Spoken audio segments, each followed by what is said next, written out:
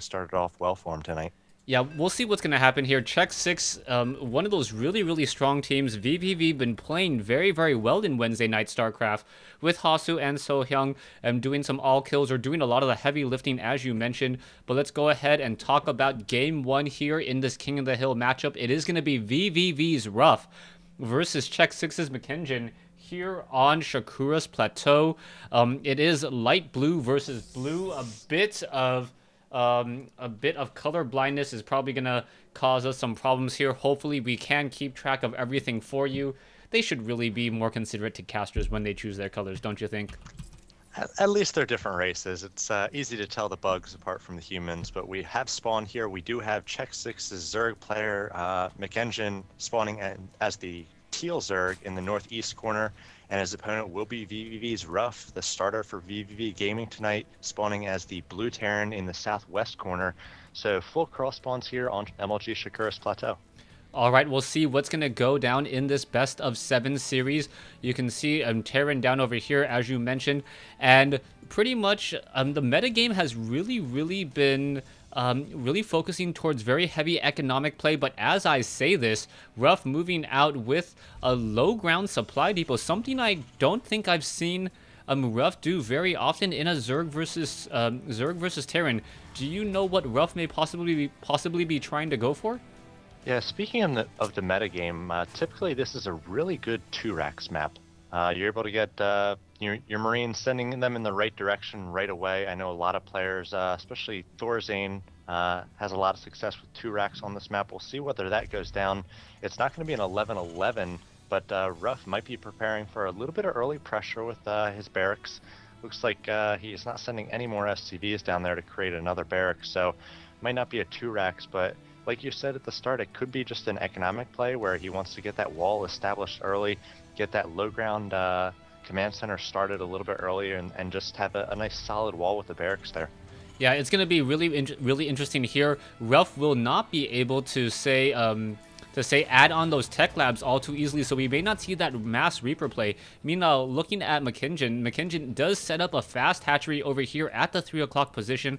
And you did mention, Matron, that xSix bringing in a lot of Zerg players, and apparently that's something that they've always had, a lot of Zerg players, and they've really felt like Zerg is pulling ahead in terms of the overall race card, being able to handle a lot of the Terran and Protoss styles of early aggression. And that's really why they have a very heavy Zerg team, according to their own personal team caster, Gwen. That's an interesting take on things. I think balance for the races has sort of gone back and forth as time has gone by, but having a team so focused on a single race, definitely an interesting technique, and we'll see whether they have success tonight with that technique, since they do have a lot of Zerg players, at least 3, like I was saying before. Rough does have the first two Marines on the way across the field, and 2 SCVs as well. So looks like he may be going for some sort of bunker play. Whether the creep will spread in time to prevent that bunker, we'll have to see. One bunker is about to go down by Rough, perhaps a second bunker as well. It's going to be trapping that Marine there, so that Marine, no, the bunker will not go down, the Marine will not be safe, and the Marines focus down very quickly. A big blunder there by Rough early on. He's not going to be able to get that pressure he really wanted to.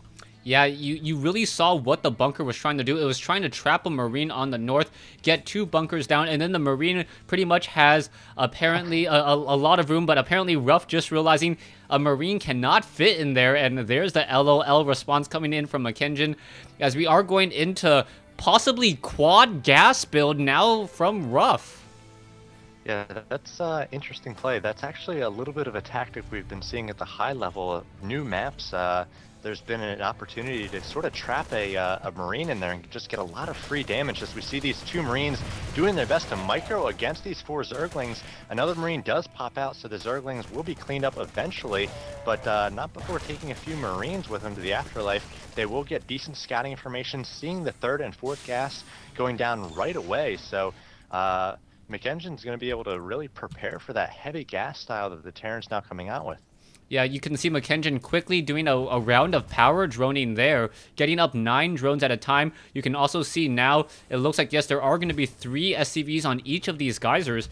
And I don't remember the last time I've actually seen a Terran player get somewhere around 400 gas a minute this early in the game, especially without a factory or a starport operational yet.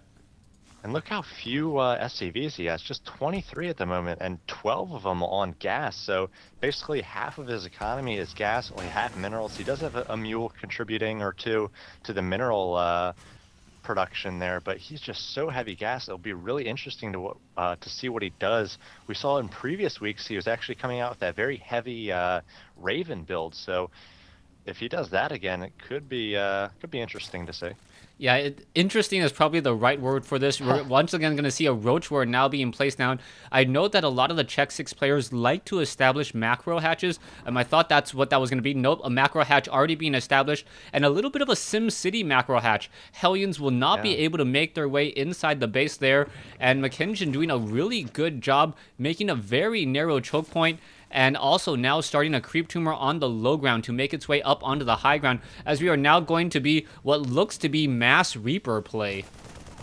And McKengen is on 3 gas and about halfway down his lair, so he's going to be teching up right behind Ruff a little bit. And like you said, mass Reapers seem to be the on the menu tonight for Ruff, as he is adding those tech labs to the barracks. Looks like he's going to have, I believe, 7 racks shortly. So it's going to be very heavy 2-base mass Reaper, already working on the Nitro pack. So those Reapers will be moving very quickly.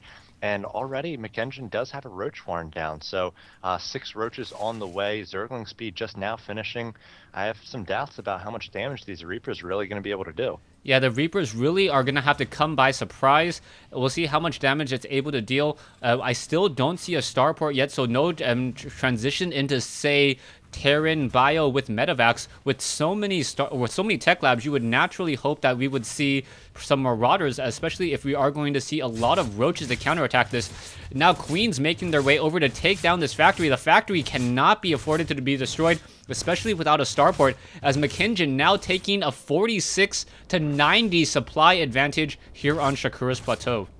Yeah, pretty crazy there, and he had an overseer into the natural of Ruff, so he's able to see a lot of those Reapers, as Ruff's doing his best to mass up as many as he can. Right now, 10 Reapers on the field, another 4 in production, and Ruff actually might be a little bit mineral blocked at this point, something that you're not often blocked mineral-wise. Typically it's gas, as he is now working on Marauders and Reapers at the same time. The first set of Reapers going to be making their way to the northern edge of the map here, about to hop into the Zerg base, and we'll see how much damage they're able to do. All right, here we go. Reapers now inside the main base. Lots of them. A Queen is going to get taken down. Not expecting this. Mass Reapers coming in, taking down drones. Perhaps going to go after the main tech building. Already down to 1,100 hit points. How much damage can these Reapers do? That is the question. Roach is now trying to come in, and it looks like the layer may get taken down. One more shot. There you go. Reapers now trying to run away. 1 base already destroyed, and it is now 2 base Zerg versus 2 base Terran. Yeah, pretty interesting decision there to take down the lair. The Spire had already begun, so McKengen is going to have those mutas out, and I'm not sure Ruff is really going to have much to defend against mutas. He does have stim about 3/4 of the way done, but his marine count at this point, actually he has no marines. It is all Reapers and all Marauders, so he really has to all in here in just a moment or two before those mutas come out, or else he's going to be in a lot of trouble. All right, we see Mutalisk now being trained. We are going into double starports and engineering bay now being added. Missile turrets are one of the faster building anti-air buildings, only 25 seconds, and we all know how effective missile turrets are up against Mutalisk. We should see perhaps 2 at each of these bases. Income-wise, we are pretty even right now. A slight advantage for minerals for McKengen. Meanwhile, a slight advantage for gas for the Terran player, as there is no real harvesting going down in the main base. Hatchery about to be completed here. A burning factory does spot all of these roaches now moving out, as we are going into missile turrets, Metavacs, Marines with combat shield, but I don't believe, nope, Stim has already been completed as well. Yeah, the Marines coming out a little bit late here as these mutas are going to make their way into the mineral line and start picking off an SCV or two. Ruff does have, it looks like, wow, 21 Marines at this point, so it must have missed some of those coming out, but he does a nice job defending there, and McKenzie doesn't have too many mutas at this point, just 7 on the field, so he's just going to be poking a little bit, taking some map control, and it looks like he's working on the front door, and especially on that add-on combat shield, goes down right as it was about to finish, so a pretty big get there for McKenzie. Yeah, Ruff, with so many tech labs to choose from in order to build and research our combat shield, why do that one on the front door, which is so vulnerable? Marines and Marauders now making a move out across the field. We are going to see that the Marines are not upgraded at all. 1-0 upgrades. Now just getting started. Creep tumors are getting destroyed here, and some creep tumors will all fall. Banelings are now being added, but will it be enough? I don't think Baneling movement speed has been started since the layer was taken down. And what happened over here on the top left? I think some Reapers tried to do another run in once more. Yeah, when that layer did go down, it made it so the Reaper or the Baneling speed could not start. So that was one good thing Ruff was able to do. But there's still a ton of Banelings here, and Ruff is in a very small choke point. He's doing his best to tank those Banelings with the Marauders, and a lot of them do explode on the Marauders, but just a few make their way into the clumped up Marines, takes them down very quickly, and Zerg is just about to overrun Ruff. Yeah, I don't think Ruff perhaps trying to end this game a little bit too fast. Wasn't ready for the long haul. You can see now Banelings on the front door. Now adding on a reactor on this front door as well. Mutalisks are going to be able to just swarm inside here in just a moment. Missile turret getting a little bit of damage. Marines now trying to make their way over as well. The missile turret does fall as the Mutalisks are now backing off, and now in comes the swarm. This front door will fall. Yeah, big Baneling bust coming here, and they're going to be able to take down at least a few supply divas. It looks like McKenzie actually saving most of those Banelings, so many Banelings here. 24, they're going to make their way up into the bio here, and they're going to start exploding, and Ruff's chances are exploding with them. A number of them explode on the mineral line in the natural, and now McKenzie still has quite a few Banelings ready to make their way into the main here, take down the remaining Marines and SCVs.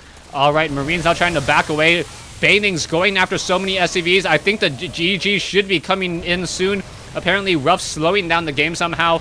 SCVs are all going to fall here in just a moment, and there is the GG. Ruff ends that